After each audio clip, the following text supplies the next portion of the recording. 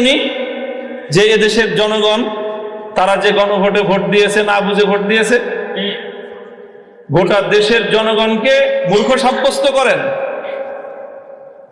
এরপরে উনি মাস্টার সাজেন এই মূর্খ জনগণকে বোঝানোর জন্য। উনি মাস্টার সেজে এদেশের সংসদের 300 সদস্যকে আর এই 300 সদস্য যারা গোটা দেশের জনগণের প্রতিনিধিত্ব করে তাদেরকে সংবিধান পড়ান মাস্টার সেজে। দাম্ভিকতার একটা সীমা থাকা উচিত। আপনারা জনগণকে অপমান করছেন। এই ভূত আসলে আপনাদের ঘাড়ের নতুন ভূত না, এটা শেখ হাসিনার ঘাড়ে সওয়ার হওয়া সেই পুরাতন ভূত আপনাদের কাছে এসেছে। আল্লামা সাঈদী রহমতুল্লাহ আলাইহির একটা খুব আলোচিত দৃষ্টান্তর কথা বলে আলোচনা শেষ করছি।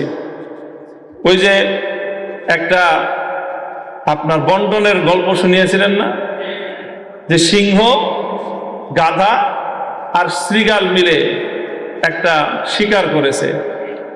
এরপরে সিংহ বলেছে, এখন তো শিকার করলাম গরু, হরিণ আর খরগোশ, এখন 3 জন মিলে শিকার করেছি, বন্টন না করে তো খাওয়াটা এটা বেইনসাফি দেখায়, কাজে একটা পদ্ধতি অনুযায়ী তুমি বন্টন করো।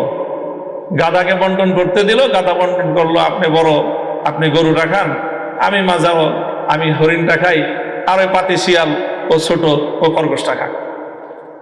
তো সিংহ এক চর মেরেছিল, এক চরে তার ঘাড় উপরে পড়ে গিয়েছিল। এরপরে বলল যে শৃগালকে বলল, তুই ভাগ কর। না মহারাজ, কি ভাগ করব? না না, আমি তো ভাগ ছাড়া খাবো না, আমি তো সিস্টেম ছাড়া খাই না, সাংবিধানিক পদ্ধতি বাস্তবায়ন হবে তারপরে সে আমি খাবো। শৃগাল বলল যে আপনি গরুটা দিয়ে সকালবেলায় আপনি ব্রেকফাস্ট করবেন, হরিণটা দিয়ে ডিনার করবেন, লাঞ্চ করবেন, আর খরগোশটা দিয়ে আপনি ডিনার করবেন। জিজ্ঞাসা করলো, এত সুন্দর বন্টন করে শিখাইছে কে? তো শৃগাল বলে, ওই যে একটু আগে যে গাধার পরিণাম আমাকে এই উত্তম বন্টন শিক্ষা দিয়েছে। হাসিনার ভূত যার কাঁধে ভর করেছে তাদেরকে বলতে চাই, হাসিনাকে অনেক মানুষ বলতো যে খুব রাজনীতি বুঝে। আমি তখনই বলতাম যে হাসিনার মতো বেকুব রাজনীতিবিদ বাংলাদেশে দ্বিতীয় কেউ জন্ম নেয়। 70 বছরের আওয়ামী লীগকে বাংলাদেশ থেকে ধ্বংস করে দিয়ে গিয়েছে শেখ হাসিনা। শেখ হাসিনা গাধার মতো ভূমিকা পালন করতে গিয়ে সীমান্তের অপর প্রান্তে গিয়ে পড়েছে। তোমরা শৃগালের মতো যদি সেই শেখ হাসিনার পথ অবলম্বন করার চেষ্টা করো, সেখান থেকে শিক্ষা গ্রহণ করো, তোমার পরিণাম ভিন্ন কিছু হবে না। ক্ষমতার মসনদে বসলে জনগণকে খুব ক্ষুদ্র মনে হয় না? ক্ষমতার মসনদে বসে শুনেছিলাম ইঁদুর নাকি নিজেকে সিংহের মতো ভাবে। আজকে বিএনপির অবস্থা দেখে মনে হচ্ছে তারা ক্ষমতার মসনদে বসার পর জনগণকে তারা ইঁদুর আর নিজেদেরকে সিংহের মতো ভাবছে। আমরা পরিষ্কার ভাষায় বলি, জনগণকে সম্মান করতে শিখো।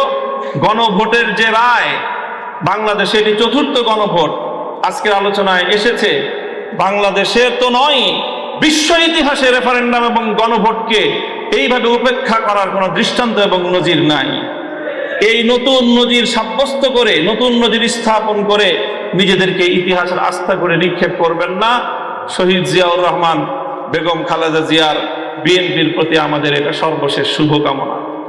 এরপরও যদি আমাদের আর কিছু বলতে হয়, আন্দোলনের মাঠে কথা হবে, রাজপথে আমরা তোমাদেরকে মোকাবেলা করবো ইনশাআল্লাহ। আপনাদের সকলকে অসংখ্য ধন্যবাদ। এবং 11 দলীয় ঐক্য যে অব্যাহত এই গণভোটের রায় কার্যকর করার জন্য যা যা করতে হয় তাই করবে ইনশাআল্লাহ। 11 দলীয় ঐক্যের শরিক দল বাংলাদেশ খেলাফত মজলিস ইতিমধ্যে আগামী 24শে এপ্রিল সোহরাওয়ার্দী উদ্যানে গণসমাবেশের ডাক দিয়েছে। এভাবে পর্যায়ক্রমে আমরা ইনশাআল্লাহ এই গণভোটের রায় কার্যকর করেই ঘরে ফিরবো। সকলকে সেই আন্দোলনের পথে থাকার উদাত্ত আহ্বান জানিয়ে বক্তব্য শেষ করছি। আসসালামু আলাইকুম ওয়া রাহমাতুল্লাহ। মাশাআল্লাহ, জাযাকাল্লাহ খাইর। সুবহানাল্লাহি ওয়া বিহামদিহি, সুবহানাকাল্লাহুম্মা ওয়া বিহামদিক, আশহাদু আল লা ইলাহা ইল্লা আনতা, আস্তাগফিরুকা ওয়া আতুবু ইলাইক। সুবহানা রাব্বিকা রাব্বিল ইজ্জাতি আম্মা ইয়াসিফুন ওয়া সালামুন আলাল মুরসালিন, আলহামদুলিল্লাহি রাব্বিল আলামিন।